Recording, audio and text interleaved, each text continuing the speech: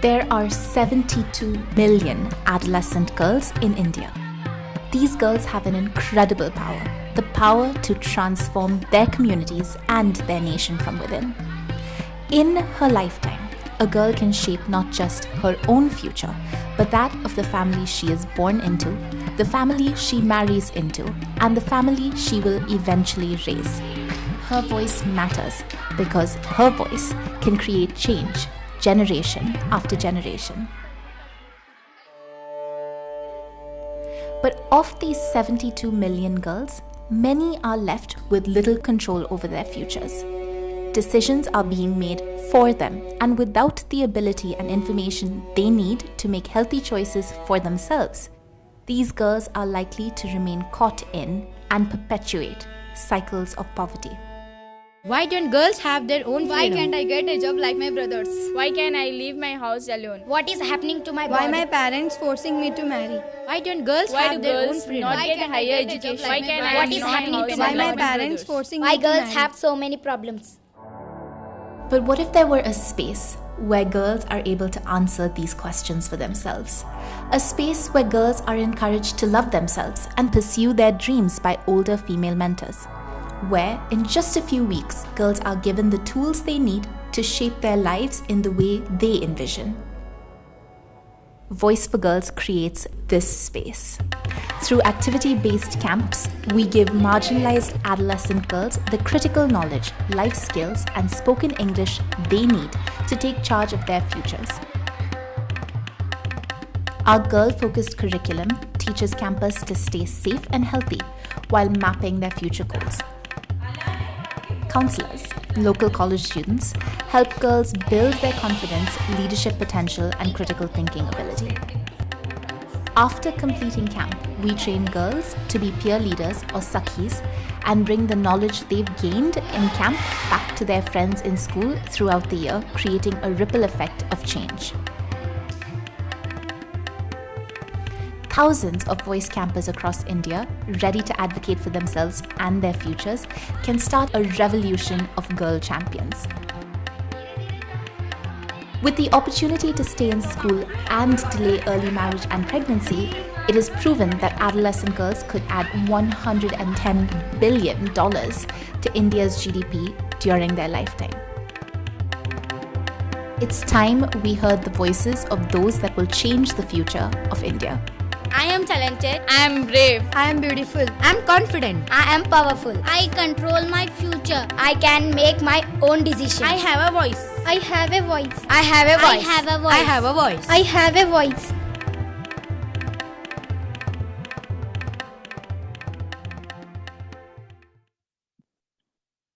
Hello, I'm Sasha Nicole, and this is Anusha Bharadwaj. I hope I said that okay. Thank you. Anusha is the executive director for Voice4Girls and the founder of Soch for Social Change. Today, Anusha will share with us about the impact Voice4Girls and Soch for Social Change are making to enable marginalized adolescent girls and young women in India to take charge of their futures and work towards breaking the harmful cycles of economic, social, and gender inequality in their communities.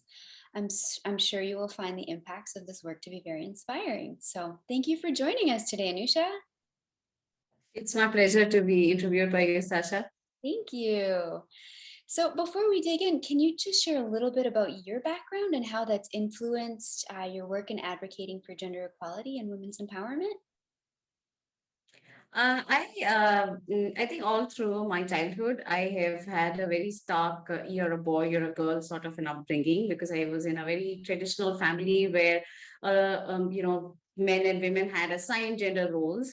Me being the only girl amongst my brother and my cousin brothers, I had a lot of wanting to be like a boy, because that for me was the benchmark of freedom, benchmark of being able to do what you want. So I played cricket, I climbed trees, I did everything that the boys did because I wanted to be cool like the boys. And so I would say things like, I don't like to cry, I'm not that kind of a girl. But I think that sort of has been at the back of my mind, that if you want to be recognized and you'll have to toughen up and seem like, that's what boys and men do. And in fact, I even pursued my engineering because they said, "Oh, girls can't do science," and I said, "No, I'm going to take an engineering degree." It really was not where my heart was, but I took it up, and I, of course, finished my undergrad in chemical engineering. And I think that's when I started volunteering with organizations, working with children, and I found my heart in really in the development sector. So in 2002, I finished my graduation, my undergrad, and I said, no, this is what I want to do. So I got into the development sector full time at that point. So that really was the turning point in my whole identity of myself. So I think it took a few more years working in the space to say, I am who I am, and I should own myself the way I am, and proud to be who I am. So that's when I started realizing that through my work with children, also I started working very naturally with girls and women. I used to work on school health and adolescent health programs, and it really was that you give girls just that little bit of an opportunity, she just takes it up and goes ahead. And I think you just need to tell her that don't limit yourself by what society is telling you can or cannot do. I mean, the life is an open canvas, and you need to take charge. But of course, we need to give you information and skills to be able to do that. But truly, like, don't put blinders on what you can dream to become. So I think that's been my life journey into what I do right now. Yeah. So tell us a bit about Voice for Girls and what age and population does it engage? Voice for Girls works exclusively with the adolescent age population, and mostly with adolescent girls. We are also working with the boys, but mostly with adolescent girls, because Sasha, in my country, I think we are one of the countries that has the highest number of child brides. So literally 1 in 3 girls gets married before she's 18, and if she's getting married before she's 18, she doesn't have a choice for contraception or family planning. So she's most likely to have children before the legal age of 18, where she's supposed to get married, right? Or she can get married. So that's the dangerous sort of like a tenuous age that lots of decisions are made for her. So Voice for Girls' work is really to go into schools, working with socio-economically marginalized communities, and work with the adolescent girls and tell her that yes, her body is changing. It's a natural and normal process. But along with that physical change, there's going to be social and cultural expectations on the girl to what she can do, how she needs to drop out, how she needs to take care of the family, get married. But that really, she has laws to protect her, and staying in school and pursuing a higher education and career is probably much safer for her. So a lot of our work is in finding these adolescent girls, mobilizing them to come to our camps, helping them understand their changing bodies, helping them understand their health rights, how to remain safe from violence, but also be able to plan the future. So in a sense, we are having one of the first and only conversations with girls about you have a future and you have a say in that future, and how do you make those decisions to stay as a decision maker in her own life. So that's what we do. Yeah. And you addressed a little bit of this in terms of some of the challenges that girls in India face and how Voice for Girls helps them. What is the methodology that your counselors use to impart their knowledge on girls?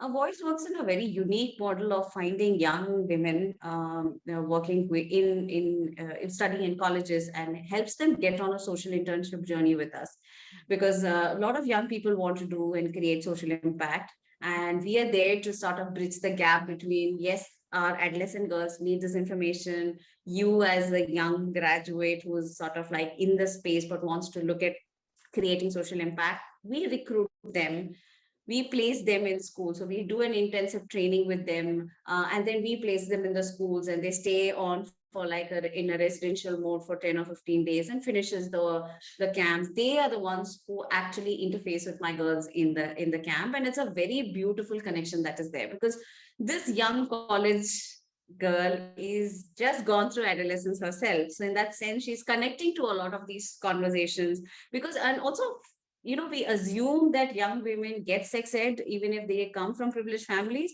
But our experience of working with almost 3,500 young women shows that girls, even from privileged families, understand how to use a sanitary napkin, or, have access to safe menstrual hygiene products, but nobody's having a conversation about how her body is changing, why her body is changing. So a lot of this is very stigmatized. In fact, I still have, these college students coming and saying, I thought I was impure when I was having my period, so I was not supposed to touch the pickle. Or there are lots of myths around, if you water plants when you're having your period, the plants would die. And this is across socioeconomic class and category.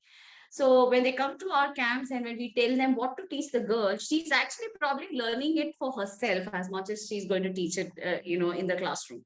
So a lot of these young women come back because they're having the first conversations around their bodies and gender and sexuality, and again, rights. How do you report violence? How do you identify violence? See, a lot of them need language around identifying violence, because even emotional violence is violence, and that's not something that they are taught to understand. So our camp counselors are really integral to the work we do, because I think it's only through them we've been able to scale out to 93,000 adolescents in the various communities we work with.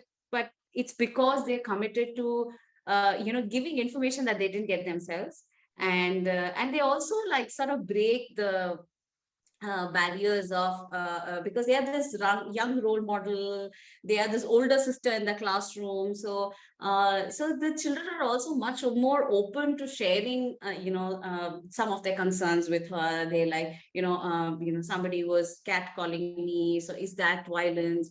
Or my mother is facing this, is that violence? Or is it okay that I don't know how to use a sanitary napkin? So they have all of these questions which they are very open to sharing with the camp counselors. So that's how our model of sort of reaching out to the girls works. Yeah. Are you familiar with Noam Chomsky's zone of proximal development? Do you know his theory? Yeah. That's what that is, because you have, if this is your zone, if you're with someone who's just a little bit above, it's attainable, it's reachable. Yeah. So that's perfect. Yeah. I mean, they're not so far out that they don't feel that they can access what their leaders are sharing with them. So I think that makes really good sense. Yeah. In fact, Sasha, some of the girls who have come and been the campers in camp have gone on to pursue higher education, and as undergraduate students they've actually come back to intern with us. And when they get into the classrooms, it's really magic, because they come from the same communities as our campus. But she's now pursuing an education, she's now like speaking eloquent English, she's coming here to teach them. So stories like this really leave me with a lot of inspiration, that there's just so much that women want to, girls and women naturally widen the circle of solidarity. It doesn't stop with one girl. I mean, you give one girl an information, she's automatically going to go and share it with people who she thinks that's important for them to learn. So there's something special about working with girls and women. Absolutely. And then tell us a little bit about what actually, hang on, before I get to that question, I wanted to talk about the fact that you also work with boys. And yes, say more about that. Why did you decide to focus on boys as well? We were actually in a very happy spot to say we are reaching out to so many girls, 50,000, 60,000, and the numbers just kept coming in. But we realized when these girls go back into the communities, they're going back like to communities that are stuck probably decades in the past. And so it sort of left us with saying we are not doing something right. Like, they're going to go get married into families, or going to go into families where the boys and the men think, or even the women think that her role is still within the four walls of the house. So we said, okay, how do we break that? And of course we do parent outreach, and we try and reach out to communities. But again, I think the older the population is, they are more set in their ways, and it's really difficult to break that rigidity in that thought of what a girl can do and what a boy can do. But we said, well, if girls can be so malleable in understanding that she has a say, why not work with the boys? Because again, gender equality is only half complete if you talk to the girls, right? So we started out of our journey of working with the boys, and I must still say we are learning every camp that we do with the boys, because one stark sort of like difference in working with the girls and the boys is that the conversation with the girl is around conversation of empowerment. Like, you have been denied a right, or are being thought of a certain way, and how do you take charge of your life? So there's a lot of like positive, affirmation and reinforcements in the classroom. I mean, you can see that a girl who would be very shy and underconfident, and mostly in India, the minute a girl has a first period, she's taught to sit down, not jump, not talk. You're supposed to contain yourself. Girls are not supposed to be seen or heard. So when they come into the classroom and say, hey, all of this is natural and normal, and a lot of our work is activity based, you can see the energy come up.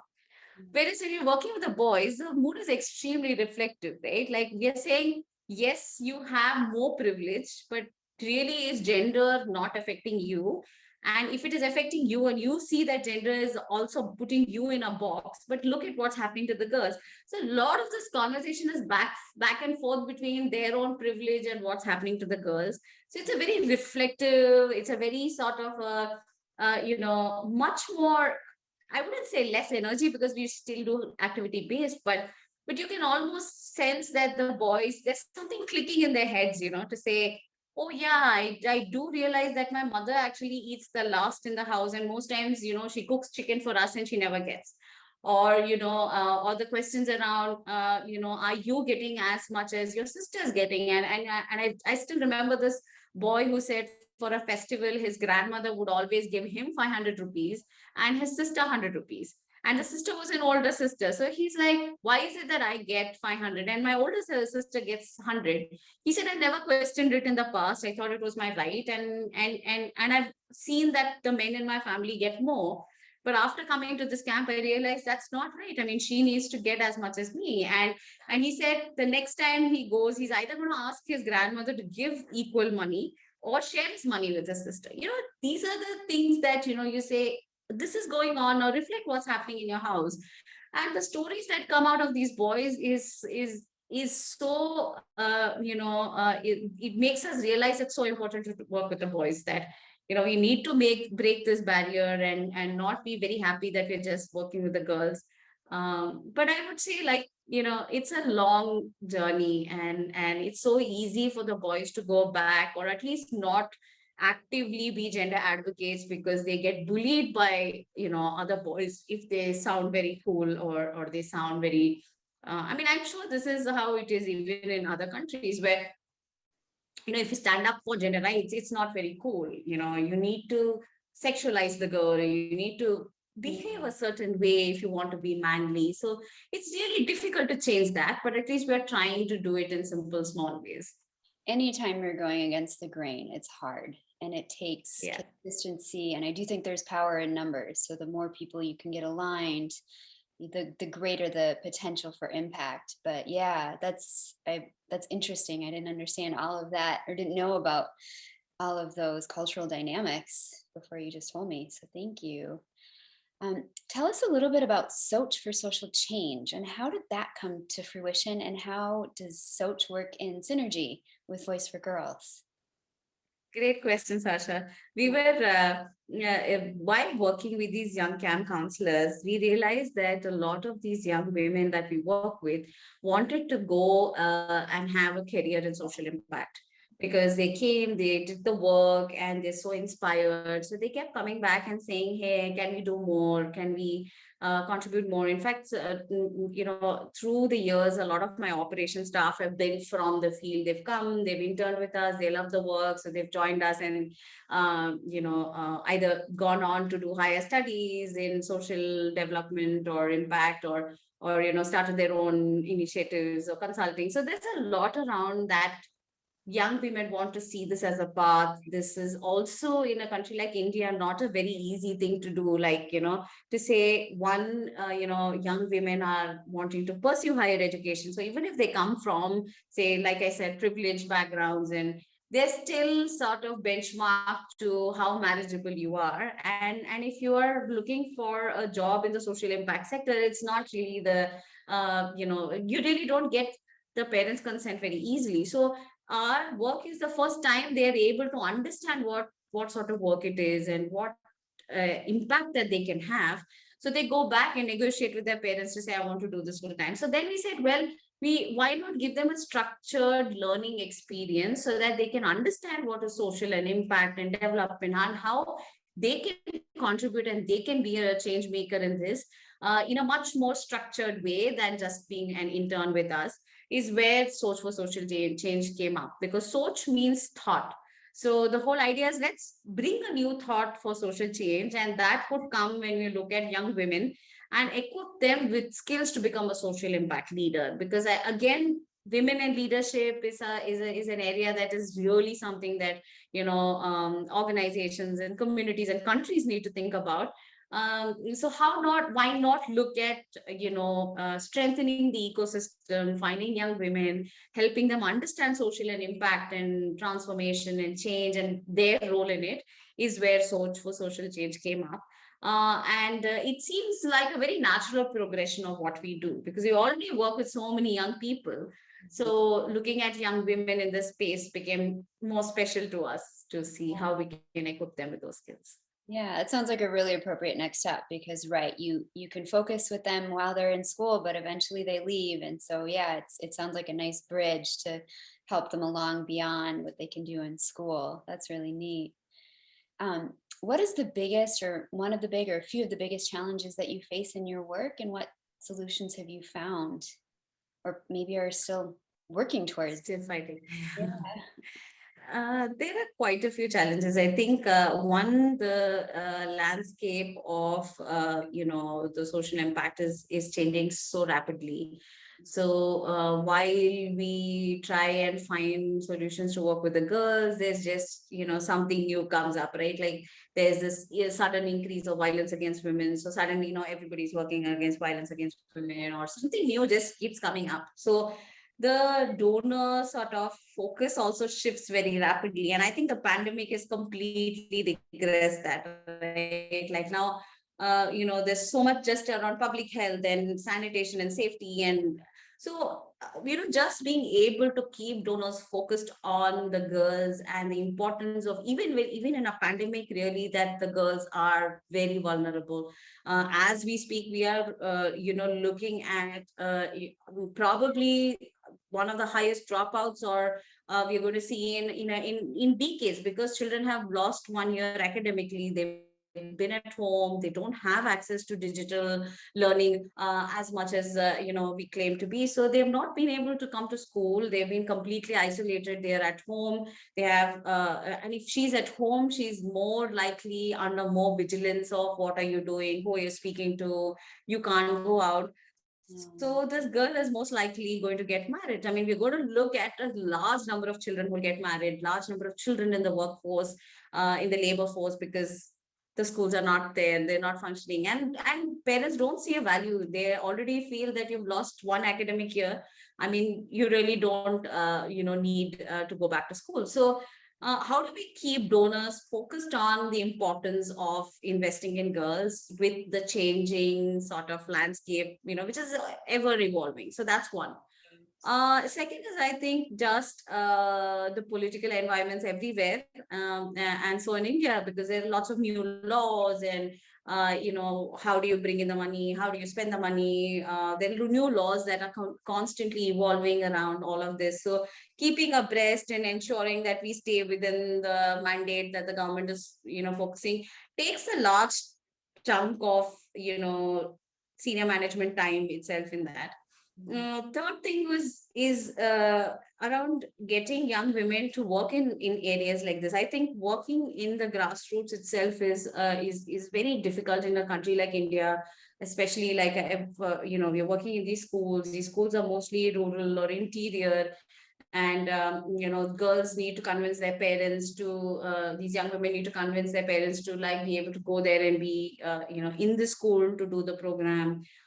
So there's a lot around just that, because parents are getting even more, and parents of these young women, though they are college graduates, are much more controlling, in the sense that, are you safe? And I'm not sure you should be doing this, and I'd rather you don't. So we, of course, make it a mandate that the schools that these young women go are very safe, that they have access to clean water, and they have access to bathrooms, and they're safe. So safety is very high on our agenda, but but to be able to convince the parents that you should send your young your children because they're doing such impactful work in the school. So that again, finding that cohort of people, whether to work within the organization full time or part time, is a struggle, because we want young women who will be able to independently travel, independently do the to do work. So that's constantly a struggle. Yeah. So if someone wanted to support your work, what would be the best way for them to do that? Do look up our website, voice4girls.org. There's a lot of information already there on how you can support us. If you are a graduate student, undergraduate student, and you're looking at social impact work, please come write to us at voice4girls.org, and we'll get back to you. If you have core expertise in areas like communication, marketing, data analysis, and research, we really welcome. If you're doing a PhD in say, how do you invest in girls and girls education and girls rights, please write to us. Again, we'd be happy to see how, we can share data, we can give you access to our community to do that work. If you write curriculum, please, if you know how to do digital art, please. I mean, there's just so much that we can do. So if you're interested in working with girls, please write to us. And if you are somebody who's interested in supporting the work that we do financially, again, please write to us, because the payment information is not available on our website at this moment, but we can always send you the information and work with you in seeing what interests you in supporting. So perfect. And we'll make sure that please look up our website. It's very well it's got a lot of information. Very well laid out. And we'll make sure too that all of that information is in the description below. So anyone watching who wants to follow up, we'll make that as accessible as possible for you. So tell us, Anusha, about the philosophy that guides your work, and how does this mentality affect the progress that you see in the girls and the women that you engage? So non-negotiably, we put the girl in the center of all the work that we do. So if we decide tomorrow to say, hey, there is a flood and we need to do flood relief, the first thing that comes to our mind is, we're working with girls.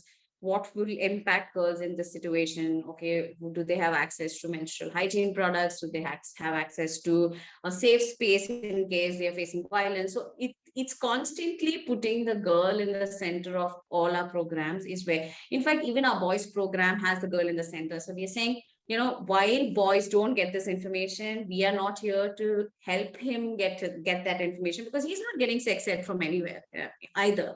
But in all of this, our program is about, we will help you understand this, but I want you also to understand what's happening to the girls. And ultimately, we want you to be gender advocates. So the philosophy really is that women and girls widen their circles of solidarity, and we want to be there with her to see this ripple change that goes from her to hundreds more. Right. Excellent.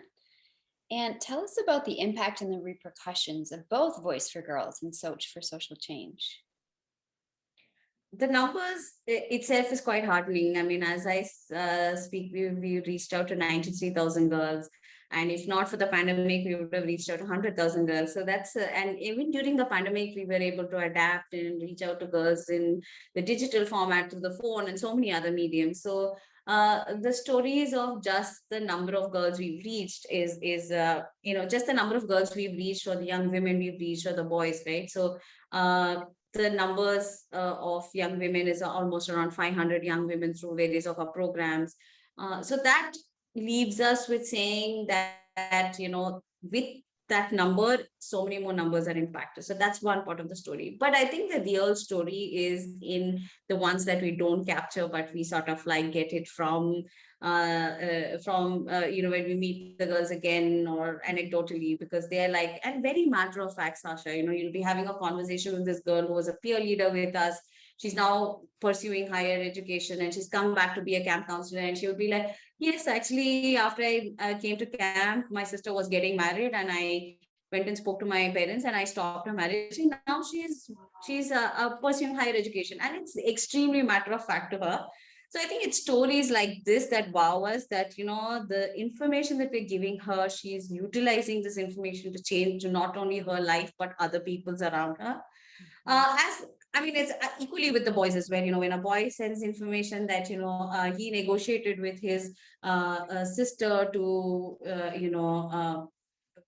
do and wear whatever she wants, because initially he would think that wearing a jeans pant or dressing a certain way invites attention. But after camp he realized, well, it's not what she wears, but how men are seeing her and how they're sexualizing her. So stories like this tell us that these girls and boys are deepening the information that they're getting and are able to apply in their own lives. And I think in addition, some of this is generational shift of work, right? So a lot of these girls continue to stay in school, continue to pursue higher education. Is again affirmation that, she is now in charge of her future. She's taking charge of her career and her higher education. So these are the stories that really tell us that there's value in impacting the girl's life, and she will impact her community. Yeah. Is there one girl or one particular story that's ever really stood out to you in your work? Hundreds of stories, but the recent one, Yeah. like I can spend the entire night just talking about these stories. But I'll tell you something that happened very recently, and I'll probably share her video with you as well, so you can add it to your show notes. But her name is Rakshita, and she came to our camp, and she was a peer leader. And so we had this reunion of peer leaders online because of the pandemic, and she said, okay, I'm going to send you a bunch of videos, and this is the work that I've been doing. So none of the work that we ask our peer leaders to do is within the community. So we give them the whole outreach kit, which she goes back to her school and teaches younger adolescents.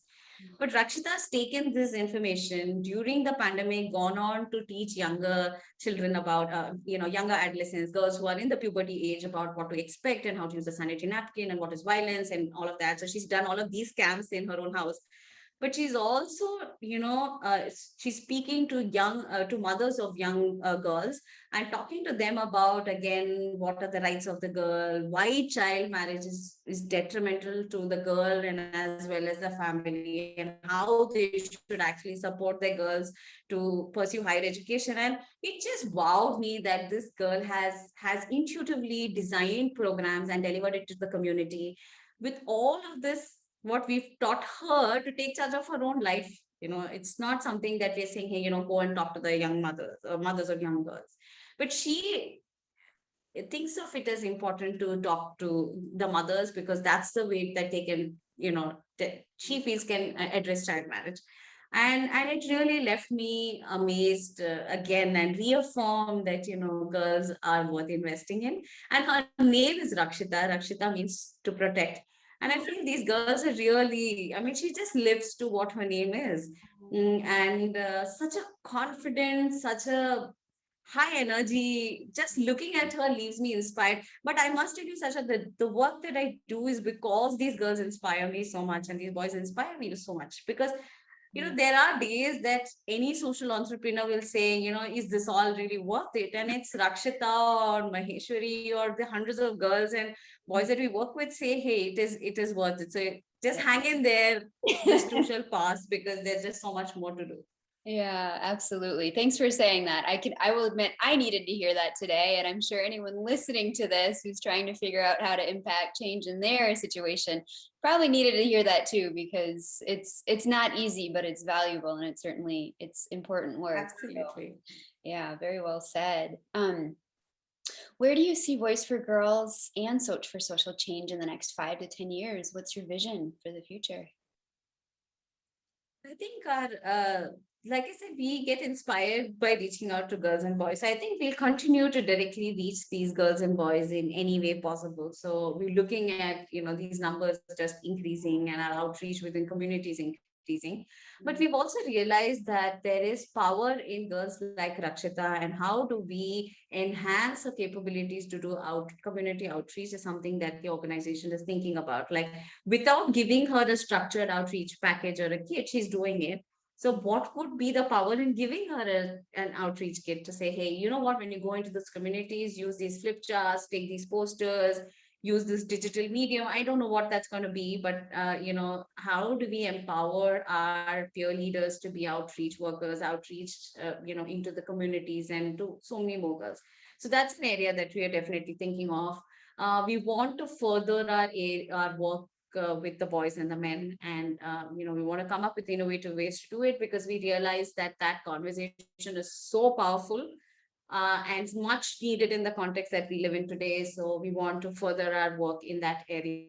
And I think help organizations also who are working with girls with our sort of, very innovative activity-based learning, also help governments and help communities understand how they can tap into this power of social internship and bring young men and women to come and work in these schools. So there's just so much that we can help in just technically supporting organizations and government to do the program. So that's again another area we're looking at. Yeah, absolutely. And then just one more time for anyone watching, if anyone wanted to support your work, what would be the best way for them to do that? Please give your money, give your time, and give your energy and spread the word. I think these are the four things. Voice is very active on all social media. It's Voice4Girls on Twitter, on Instagram, on Facebook, on LinkedIn. So please, spread the word about the work we do, and stories like Rakshita, because the world really needs amazing positive stories like what Emanate is doing, and what our girls like Rakshita are doing. So please spread the word. And please give your time and your expertise if you have interest in furthering girls' rights. And if you have the money, we have a way to spend it that will leave you, very happy. So please, Yeah, and look up Voice4Girls. Yeah. Sorry? And really, when you invest in a girl, what I'm hearing is that you're not only investing in her, but you're investing in those in her community. And like you've said many times, it's a ripple effect. You put a stone in the water and you get the rings, and it just continues to flow out further and further. So you're not only investing in her, but you're investing in everyone that she essentially encounters. And I think that it's unquantifiable, but you can tell already that the impact is vast. So thank you. You say it better than me now, Sasha. No, I think you said it very well, Anusha. I think it's just beautiful what you're doing. And I also really love that, yes, it is about women's empowerment and girls' empowerment, because there's certainly a cultural shift that needs to change, a mentality shift that needs to change. But you also, there's the other side of the coin, that you need to get men on board too, to understand how do we treat the women in our lives in a way that's respectful and dignified. And I think both parties can be doing that. We both need to treat each other with dignity and respect for the greater good of humanity on the whole. And I think that your approach is doing that very well. So thank you for sharing that. Is there anything else you'd like to say before we end today that we didn't bring up? No, I think we've had a wonderful conversation, and I think we can have, I can, like I said, share stories like this for a long time. Probably. But thank you, Sasha, for choosing our work and choosing to talk about us, because it means a lot to us. And good luck for the amazing work that you're undertaking, and we are honored to be one of the first that you're going to be interviewing. Thank you. Well, I am just so inspired by the work you're doing, and have been so impressed to get to know you in this time that we have. And thank you so much for everything that you're doing. And I just commend you, and I want to say, keep up the good work. Thank you. Thank you. Thank you, Anusha. Here at Emanate International, it is our mission to promote nonprofits and social enterprises that equip the recipients to become independent, autonomous, thriving members of society. Indeed, both Voice4Girls and Soch for Social Change are doing great work to empower girls and young women in India's marginalized communities. If you enjoyed our discussion today, please be sure to hit the subscribe button and the notification bell so that you will be informed for future conversations with other inspirational leaders who are making great gains in improving our world. Thank you.